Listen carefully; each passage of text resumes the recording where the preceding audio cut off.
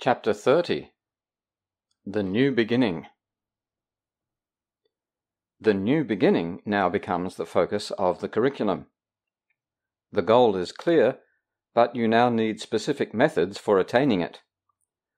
The speed by which it can be reached depends on this one thing alone: your willingness to practice every step.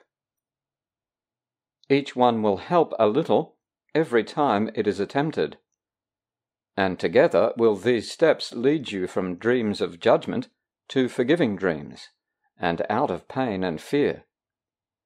They are not new to you, but they are more ideas than rules of thought to you as yet. So now we need to practice them a while, until they are the rules by which you live. We seek to make them habits now, so you will have them ready for whatever need.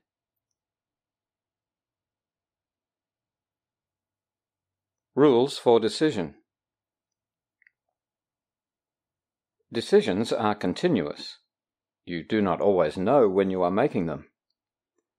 But with a little practice with the ones you recognize, a set begins to form which sees you through the rest. It is not wise to let yourself become preoccupied with every step you take. The proper set, adopted consciously each time you wake, will put you well ahead. And if you find resistance strong and dedication weak, you are not ready.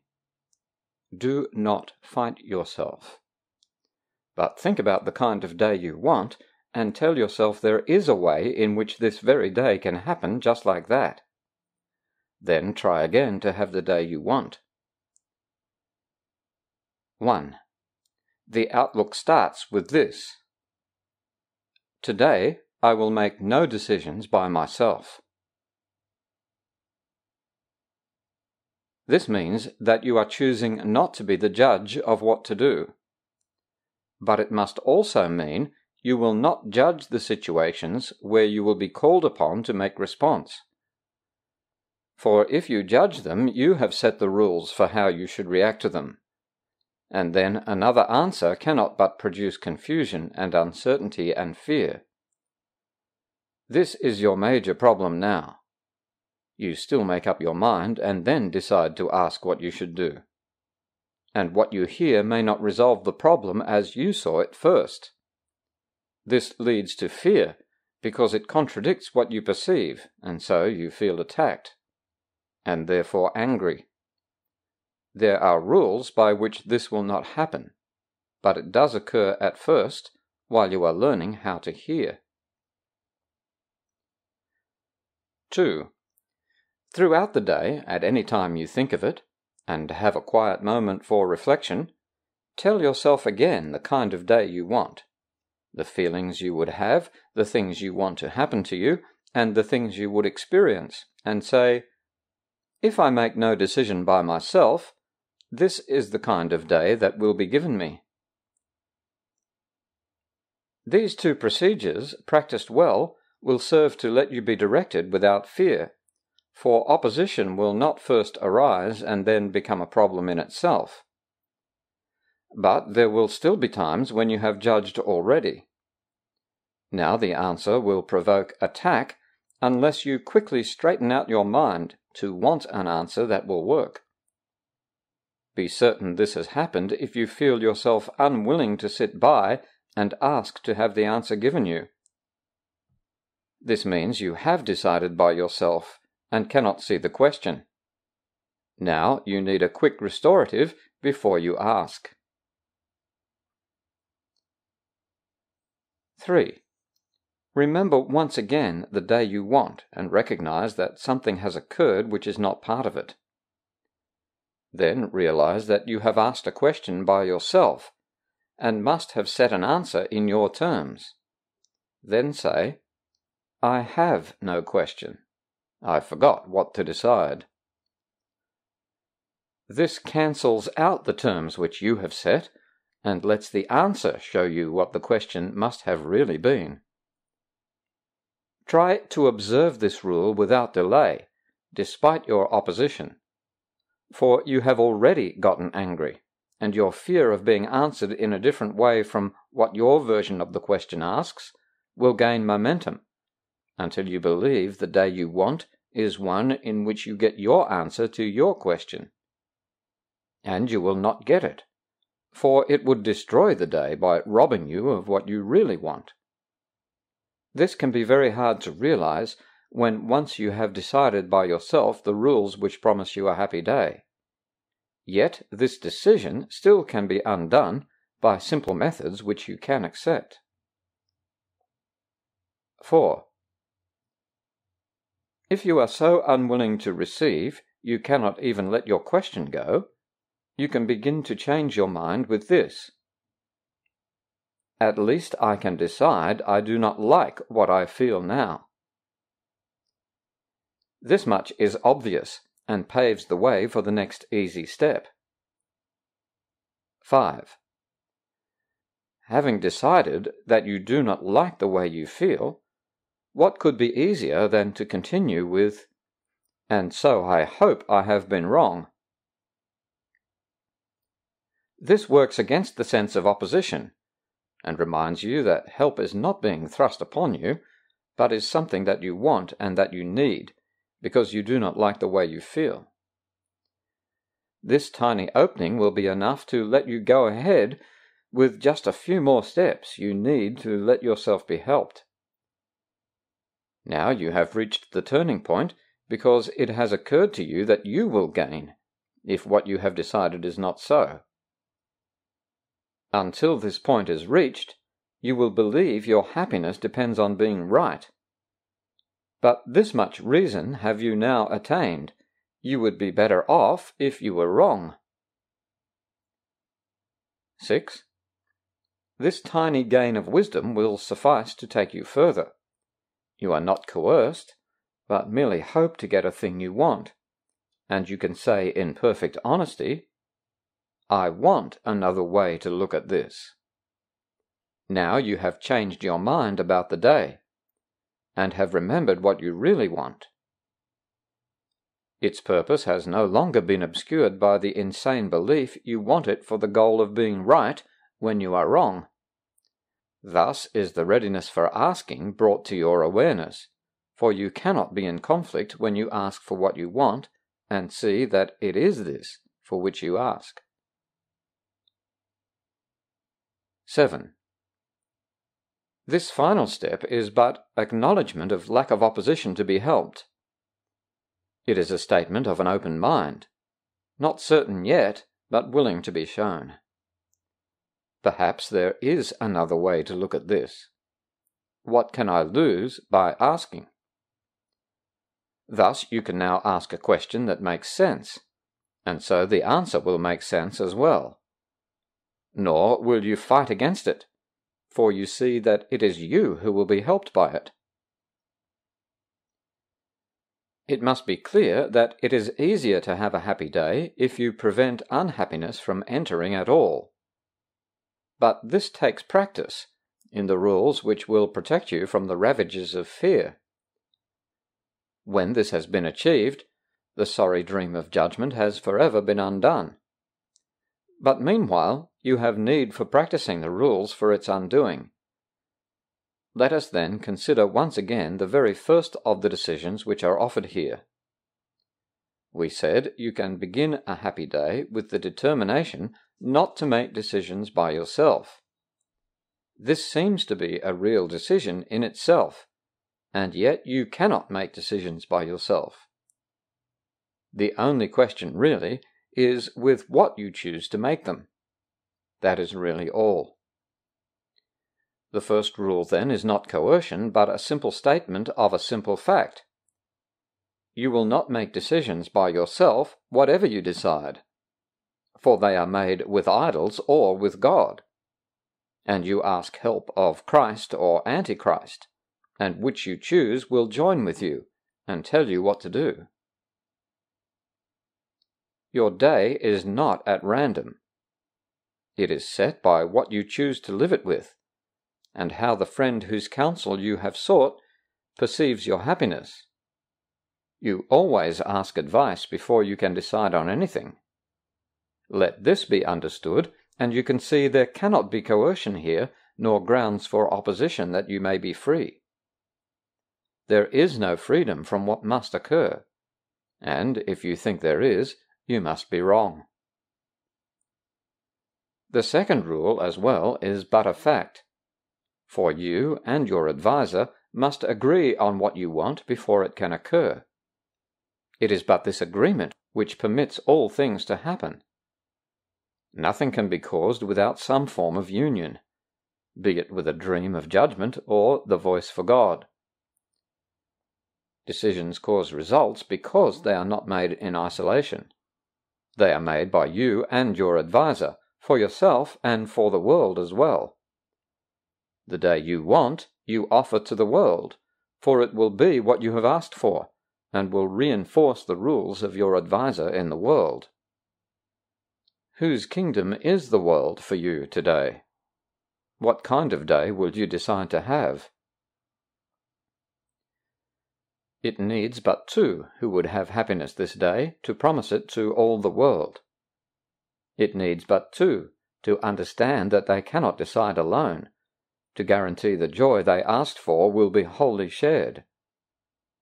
For they have understood the basic law that makes decision powerful, and gives it all effects that it will ever have. It needs but two. These two are joined before there can be a decision.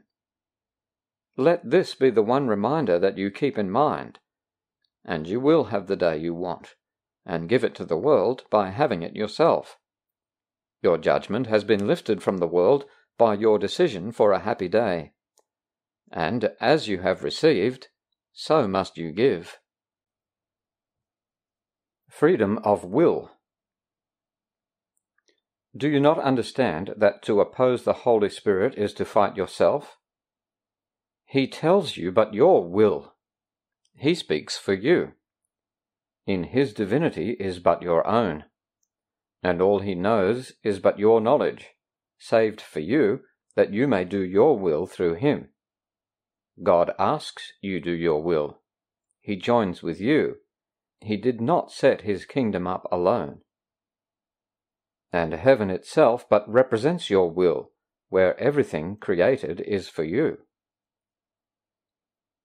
No spark of life but was created with your glad consent, as you would have it be, and not one thought that God has ever had but waited for your blessing to be born. God is no enemy to you. He asks no more than that he hear you call him friend. How wonderful it is to do your will, for that is freedom. There is nothing else that ever should be called by freedom's name. Unless you do your will, you are not free. And would God leave his Son without what he has chosen for himself? God but ensured that you would never lose your will when he gave you his perfect answer. Hear it now, that you may be reminded of his love, and learn your will. God would not have his Son made prisoner to what he does not want. He joins with you in willing you be free. And to oppose him is to make a choice against yourself, and choose that you be bound. Look once again upon your enemy, the one you chose to hate instead of love. For thus was hatred born into the world, and thus the rule of fear established there.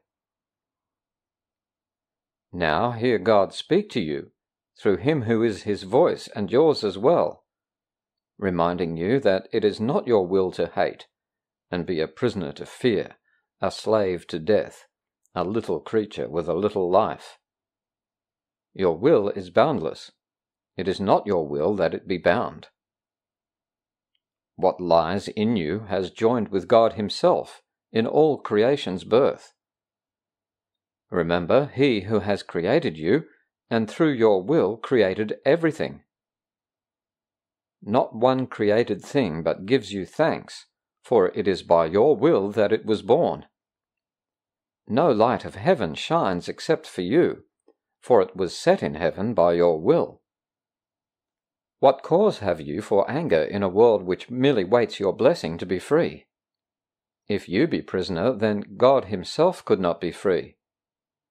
For what is done to him whom God so loves is done to God himself.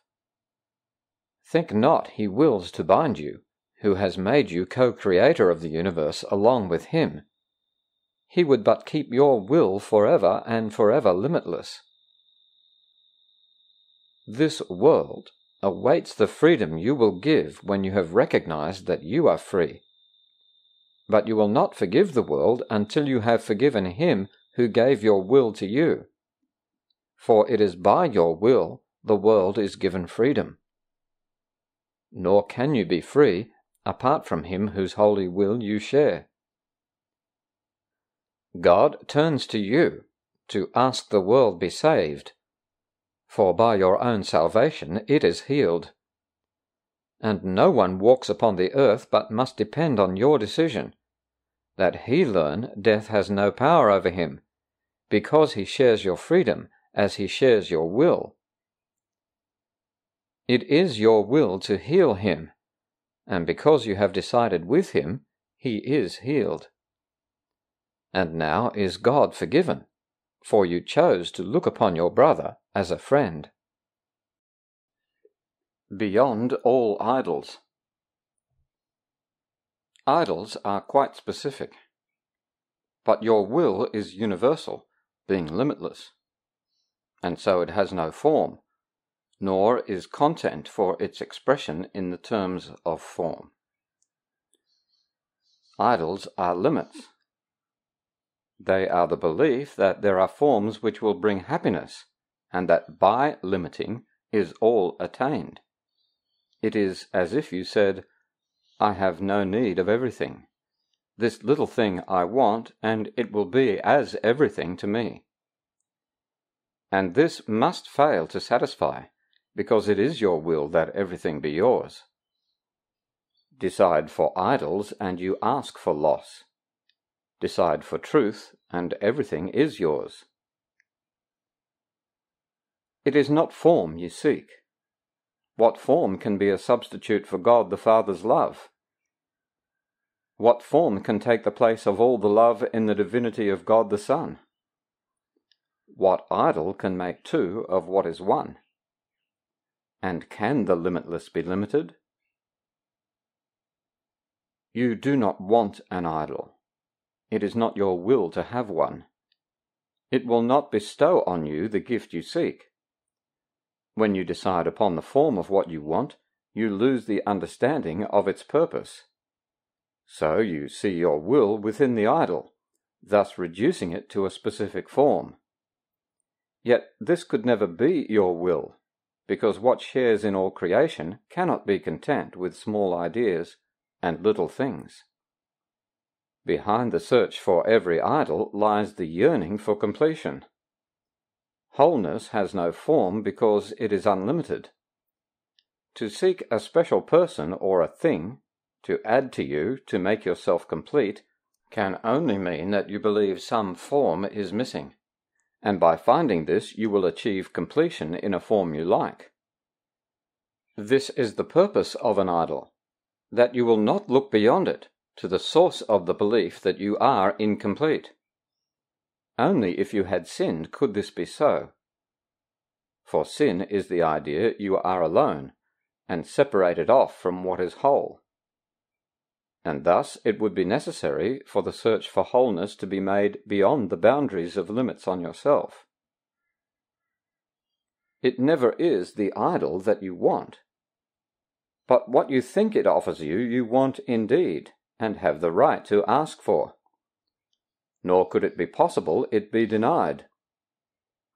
Your will to be complete is but God's will, and this is given you by being His. God knows not form. He cannot answer you in terms which have no meaning.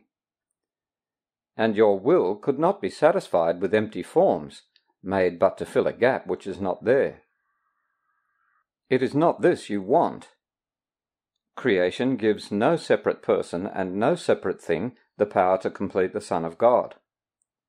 What idol can be called upon to give the Son of God what he already has? Completion is the function of God's Son. he has no need to seek for it at all. Beyond all idols stands his holy will, to be but what he is. For more than whole is meaningless. If there were change in him, if he could be reduced to any form and limited to what is not in him, he would not be as God created him. What idol can he need to be himself? For can he give a part of him away? What is not whole cannot make whole. But what is really asked for cannot be denied. Your will is granted.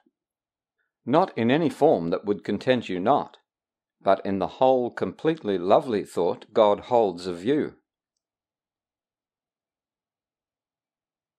Nothing that God knows not exists, and what he knows exists forever, changelessly. For thoughts endure as long as does the mind that thought of them. And in the mind of God there is no ending, nor a time in which his thoughts were absent or could suffer change. Thoughts are not born and cannot die. They share the attributes of their Creator, nor have they a separate life apart from his. The thoughts you think are in your mind. The thoughts you think are in your mind, as you are in the mind which thought of you. And so there are no separate parts in what exists within God's mind. It is forever one, eternally united and at peace. Thoughts seem to come and go, yet all this means is that you are sometimes aware of them and sometimes not. An unremembered thought is born again to you when it returns to your awareness. Yet it did not die when you forgot it. It was always there, but you were unaware of it. The thought God holds of you is perfectly unchanged by your forgetting. It will always be exactly as it was before the time when you forgot, and will be just the same when you remember. And it is the same within the interval when you forgot. The thoughts of God are far beyond all change, and shine forever. They await not birth. They wait for welcome and remembering. The thought God holds of you is like a star, unchangeable in an eternal sky. So high in heaven is it set, that those outside of heaven know not it is there. Yet still and white and lovely will it shine through all eternity. There was no time it was not there, no instant when its light grew dimmer or less perfect ever was. Who knows the Father knows this light, for he is the eternal sky which holds it safe, forever lifted up and anchored sure. Its perfect purity does not depend on whether it is seen on earth or not. The sky embraces it, and softly holds it in its perfect place, which is as far from earth as earth from heaven. It is not the distance nor the time which keeps this star invisible to earth. But those who seek for idols cannot know this star is there. Beyond all idols is the thought God holds of you. Completely unaffected by the turmoil and the terror of the world, the dreams of birth and death that here are dreamed, the myriad of forms that fear can take. Quite undisturbed, the thought God holds of you remains exactly as it always was. Surrounded by a stillness so complete, no sound of battle comes remotely near, it rests in certainty and perfect peace. Here is your one reality kept safe, completely unaware of all the world that worships idols, and that knows not God. In perfect sureness of its changelessness, and of its rest in its eternal home, the thought God holds of you has never left the mind of its Creator, whom it knows as its Creator knows that it is there. Where could the thought God holds of you exist but where you are? Is your reality a thing apart from you, and in a world which your reality knows nothing of? Outside you there is no eternal sky, no changeless star, and no reality. The mind of heaven's Son in heaven is, for there the mind of Father and of Son joined in creation, which can have no end. You have not two realities, but one, nor can you be aware of more than one. An idol, or the thought God holds of you, is your reality. Forget not then that idols must keep hidden what you are, not from the mind of God, but from your own. The star shines still. The sky has never changed. But you, the Holy Son of God Himself, are unaware of your reality. The truth behind illusions. You will attack what does not satisfy, and thus you will not see you made it up. You always fight illusions, for the truth behind them is so lovely and so still in loving gentleness. Were you aware of it, you would forget defensiveness entirely, and rush to its embrace. The truth could never be attacked. And this you knew when you made idols. They were made that this might be forgotten. You attack but false ideas, and never truthful ones. All idols are the false ideas you made to fill the gap you think arose between yourself and what is true, and you attack them for the things you think they represent. What lies beyond them cannot be attacked. The wearying, dissatisfying gods you made are blown-up children's toys. A child is frightened when a wooden head springs up, as a closed box is opened suddenly, or when a soft and silent woolly bear begins to squeak as he takes hold of it. The rules he made for boxes and for bears have failed him, and have broken his control of what surrounds him. And he is afraid because he thought the rules protected him. Now must he learn the boxes and the bears did not deceive him, broke no rules, nor mean his world is made chaotic and unsafe. He was mistaken. He misunderstood what made him safe, and thought that it had left. A gap that is not there is filled with toys in countless forms, and each one seems to break the rules you set for it. It never was the thing you thought. It must appear to break your rules for safety, since the rules were wrong. But you are not endangered. You can laugh at popping heads and squeaking toys, as does the child who learns they are no threat to him. Yet, while he likes to play with them, he still perceives them as obeying rules he made for his enjoyment. So there still are rules which they can seem to break and frighten him. Yet is he at the mercy of his toys? And can they represent a threat to him? Reality observes the laws of God and not the rules you set. It is His laws which guarantee your safety. All illusions that you believe about yourself obey no laws. They seem to dance a little while, according to the rules you set for them, but then they fall and cannot rise again. They are but toys, my children. Do not grieve for them. Their dancing never brought you joy. But neither were they things to frighten you, nor make you safe if they obeyed your rules. They must be neither cherished nor attacked, but merely looked upon as children's toys, without a single meaning of their own. See one in them, and you will see them all.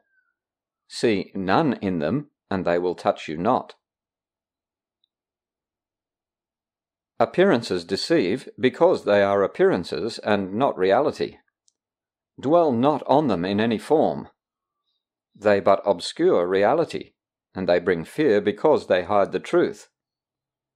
Do not attack what you have made to let you be deceived, for thus you prove that you have been deceived. Attack has power to make illusions real, yet what it makes is nothing. Who could be made fearful by a power that can have no real effects at all? What could it be but an illusion, making things appear like to itself? Look calmly at its toys, and understand that they are idols which but dance to vain desires. Give them not your worship, for they are not there. Yet this is equally forgotten in attack. God's Son needs no defense against his dreams. His idols do not threaten him at all. His one mistake is that he thinks them real. What can the power of illusions do? Appearances can but deceive the mind that wants to be deceived, and you can make a simple choice that will forever place you far beyond deception. You need not concern yourself with how this will be done, for this you cannot understand. But you will understand that mighty changes have been quickly brought about when you decide one very simple thing. You do not want whatever you believe an idol gives. For thus the Son of God declares that he is free of idols, and thus is he free. Salvation is a paradox indeed. What could it be except a happy dream? It asks you but that you forgive all things that no one ever did, to overlook what is not there, and not to look upon the unreal as reality. You are but asked to let your will be done, and seek no longer for the things you do not want. And you are asked to let yourself be free of all the dreams of what you never were, and seek no more to substitute the strength of idle wishes for the will of God. Here does the dream of separation start to fade and disappear. For here the gap that is not there begins to be perceived without the toys of terror that you made. No more than this is asked. Be glad indeed salvation asks so little, not so much. It asks for nothing in reality. And even in illusions it but asks forgiveness, be the substitute for fear. Such is the only rule for happy dreams. The gap is emptied of the toys of fear, and then its unreality is plain. Dreams are for nothing, and the Son of God can have no need of them. They offer him no single thing that he could ever want. He is delivered from illusions by his will, and but restored to what he is. What could God's plan for his salvation be, except a means to give him to himself? The only purpose. The real world is the state of mind in which the only purpose of the world is seen to be forgiveness. Fear is not its goal, and the escape from guilt becomes its aim. The value of forgiveness is perceived, and takes the place of idols, which are sought no longer, for their gifts are not held dear. No rules are idly set, and no demands are made of anyone or anything to twist and fit into the dream of fear. Instead, there is a wish to understand all things created as they really are, and it is recognized that all things must be first forgiven and then understood. Here it is thought that understanding is acquired by attack. There it is clear that by attack is understanding lost. The folly of pursuing guilt as goal is fully recognized, and idols are not wanted there, for guilt is understood as the sole cause of pain in any form. No one is tempted by its vain appeal, for suffering and death have been perceived as things not wanted and not striven for. The possibility of freedom has been grasped and welcomed, and the means by which it can be gained can now be understood. The world becomes a place of hope, because its only purpose is to be a place where hope of happiness can be fulfilled. And no one stands outside this hope, because the world has been united in belief the purpose of the world is one which all must share, if hope be more than just a dream. Not yet is heaven quite remembered, for the purpose of forgiveness still remains. Yet everyone is certain he will go beyond forgiveness, and he but remains until it is made perfect in himself. He has no wish for anything but this, and fear has dropped away, because he is united in his purpose with himself. There is a hope of happiness in him so sure and constant he can barely stay and wait a little longer with his feet still touching earth. Yet is he glad to wait till every hand is joined, and every heart made ready to arise and go with him. For thus is he made ready for the step in which is all forgiveness left behind. The final step is God's, because it is but God who would create a perfect Son, and share his fatherhood with him. No one outside of heaven knows how this can be, for understanding this is heaven itself. Even the real world has a purpose still beneath creation and eternity. But fear is gone, because its purpose is forgiveness, not idolatry.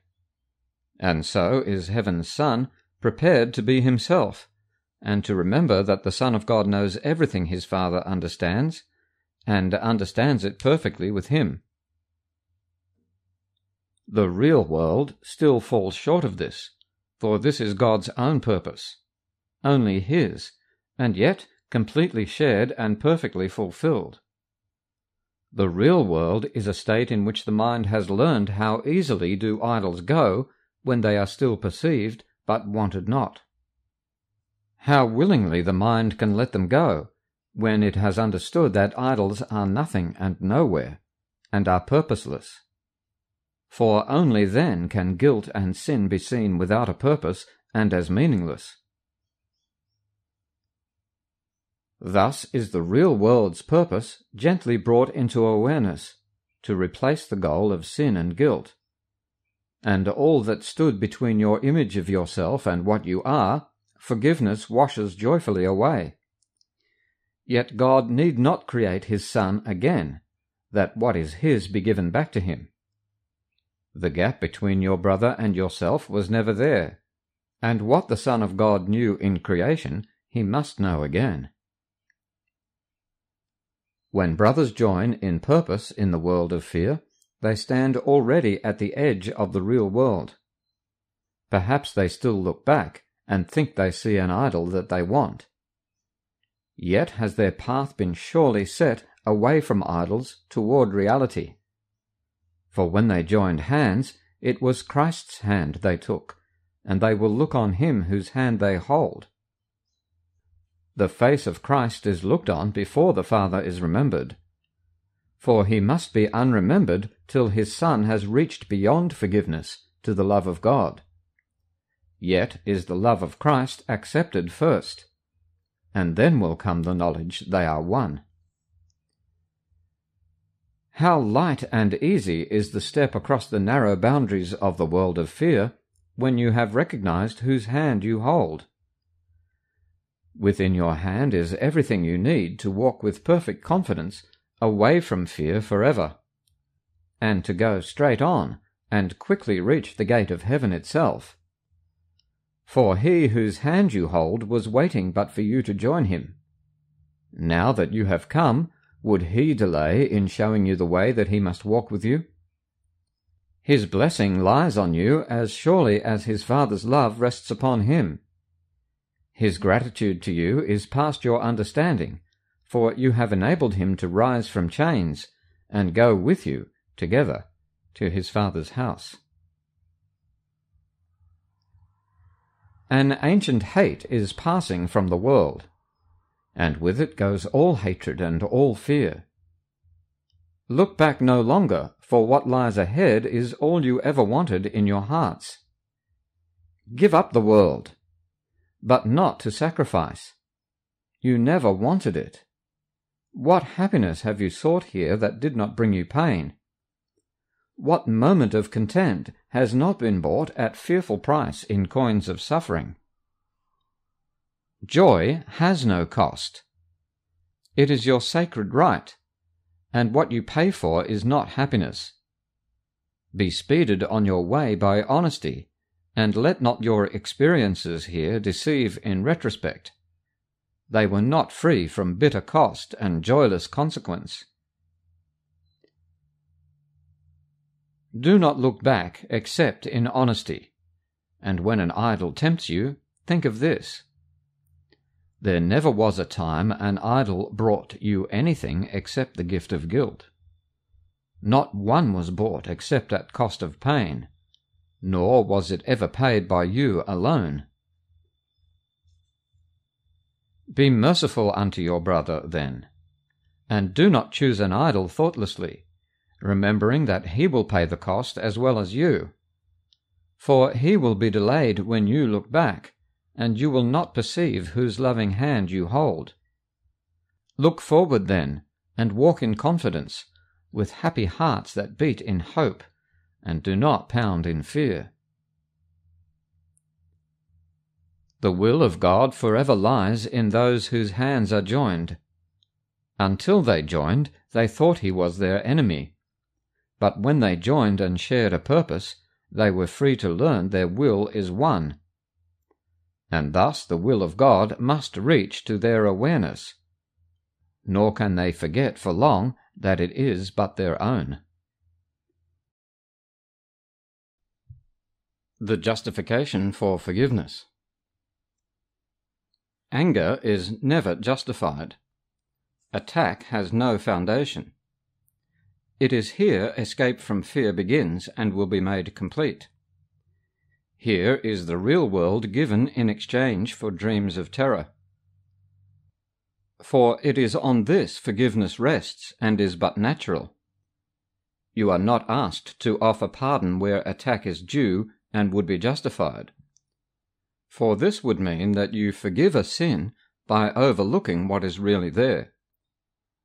This is not pardon, for it would assume that by responding in a way which is not justified, your pardon will become the answer to attack that has been made. And thus is pardon inappropriate, by being granted where it is not due. Pardon is always justified. It has a sure foundation. You do not forgive the unforgivable, nor overlook a real attack that calls for punishment.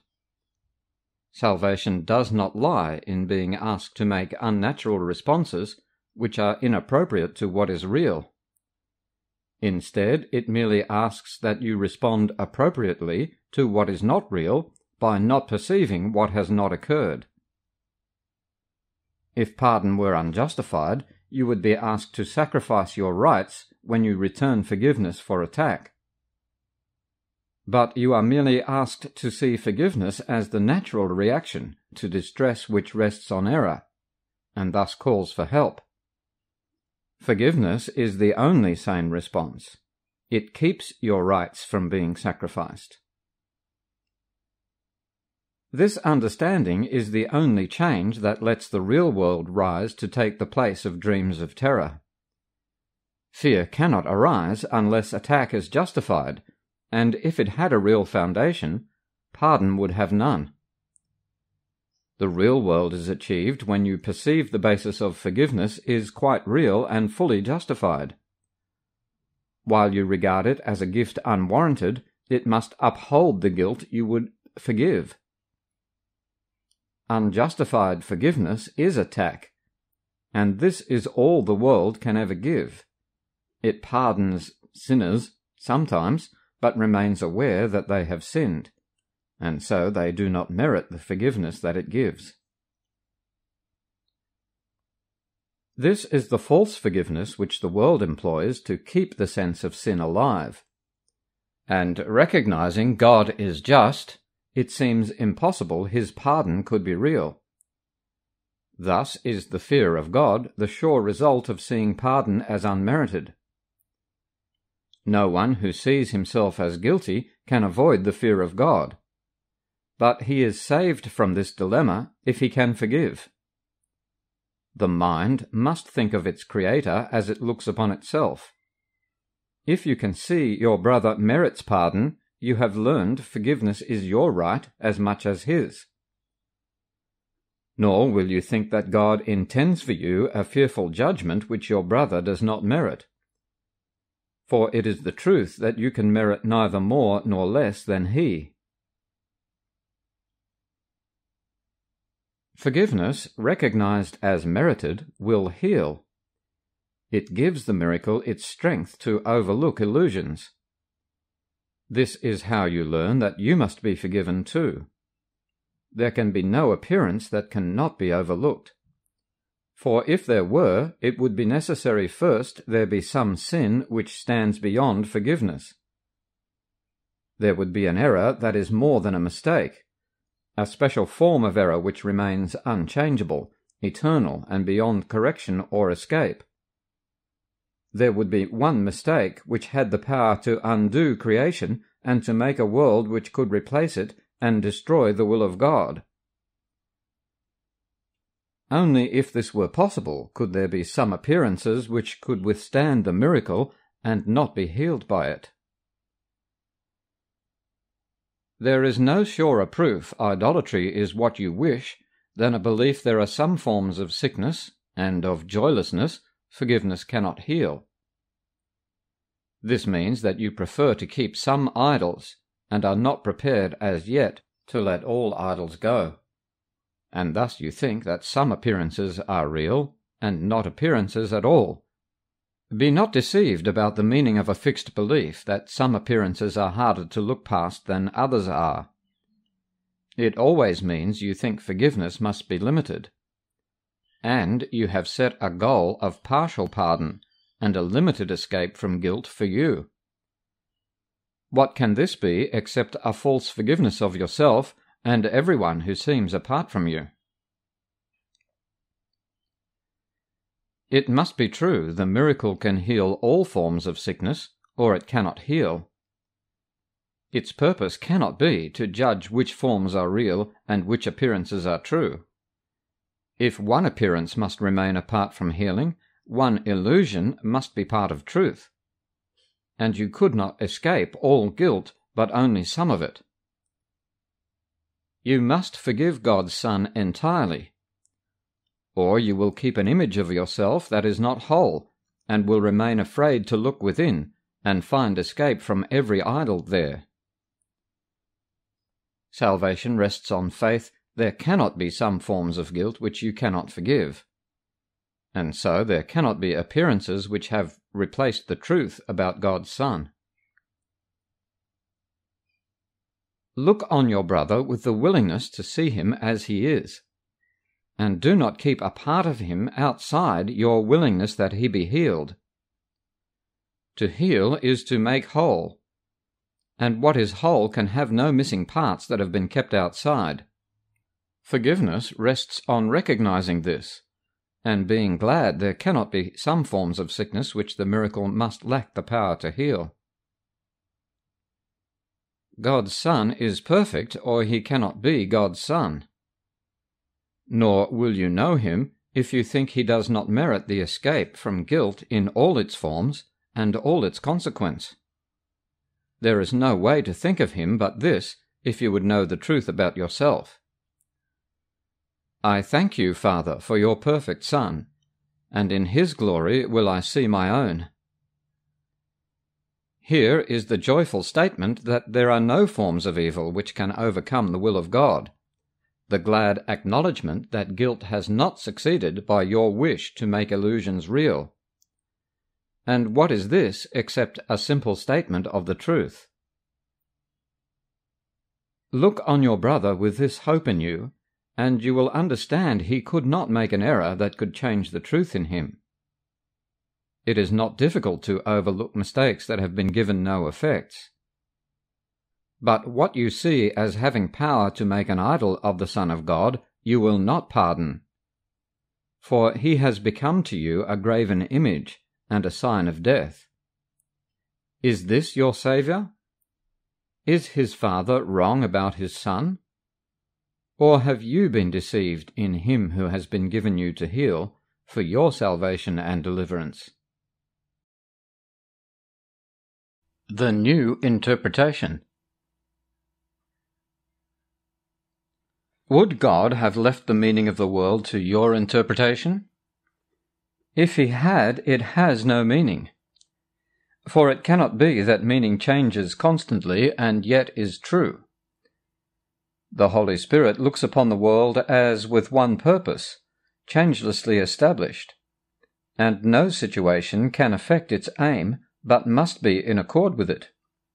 For only if its aim could change with every situation could each one be open to interpretation which is different every time you think of it. You add an element into the script you write for every minute in the day, and all that happens now means something else. You take away another element and every meaning shifts accordingly. What do your scripts reflect except your plans for what the day should be?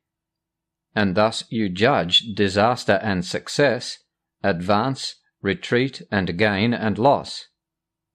These judgments all are made according to the roles the script assigns.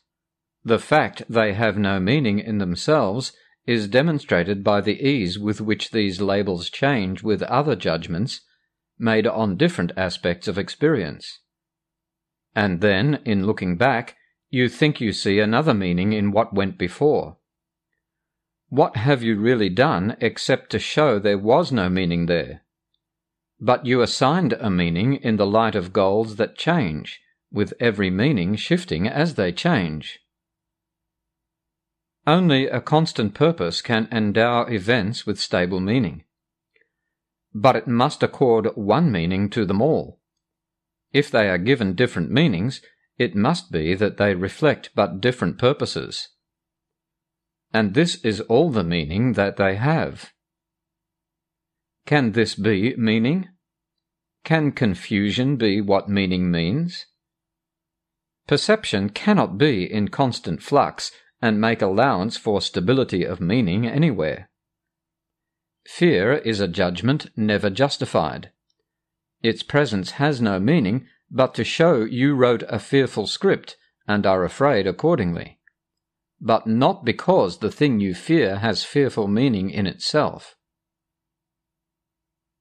A common purpose is the only means whereby perception can be stabilized and one interpretation given to the world and all experiences here.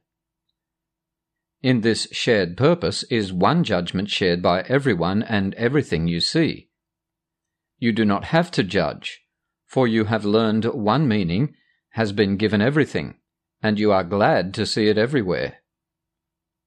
It cannot change because you would perceive it everywhere unchanged by circumstance. And so you offer it to all events and let them offer you stability. Escape from judgment simply lies in this. All things have but one purpose which you share with all the world, and nothing in the world can be opposed to it, for it belongs to everything as it belongs to you. In single purpose is the end of all ideas of sacrifice, which must assume a different purpose for the one who gains and him who loses. There could be no thought of sacrifice apart from this idea. And it is this idea of different goals which makes perception shift and meaning change. In one united goal does this become impossible, for your agreement makes interpretation stabilize and last. How can communication really be established while the symbols which are used mean different things? The Holy Spirit's goal gives one interpretation, meaningful to you and to your brother. Thus can you communicate with him and he with you. In symbols which you both can understand, the sacrifice of meaning is undone. All sacrifice entails the loss of your ability to see relationships among events. And looked at separately, they have no meaning, for there is no light by which they can be seen and understood. They have no purpose, and what they are for cannot be seen. In any thought of loss, there is no meaning. No one has agreed with you on what it means. It is a part of a distorted script, which cannot be interpreted with meaning. It must be forever unintelligible. This is not communication. Your dark dreams are but the senseless isolated scripts you write in sleep. Look not to separate dreams for meaning. Only dreams of pardon can be shared. They mean the same to both of you. Do not interpret out of solitude, for what you see means nothing.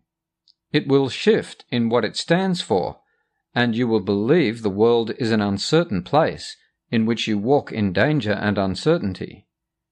It is but your interpretations which are lacking in stability, for they are not in line with what you really are.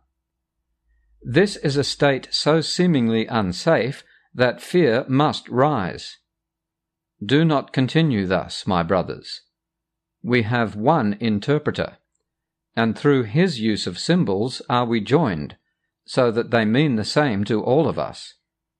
Our common language lets us speak to all our brothers, and to understand with them forgiveness has been given to us all, and thus we can communicate again. Changeless reality. Appearances deceive, but can be changed. Reality is changeless. It does not deceive at all, and if you fail to see beyond appearances, you are deceived. For everything you see will change, and yet you thought it real before, and now you think it real again. Reality is thus reduced to form and capable of change. Reality is changeless. It is this that makes it real and keeps it separate from all appearances. It must transcend all form to be itself. It cannot change. The miracle means to demonstrate that all appearances can change because they are appearances and cannot have the changelessness reality entails. The miracle attests salvation from appearances by showing they can change. Your brother has a changelessness in him beyond appearance and deception both. It is obscured by changing views of him which you perceive as his reality.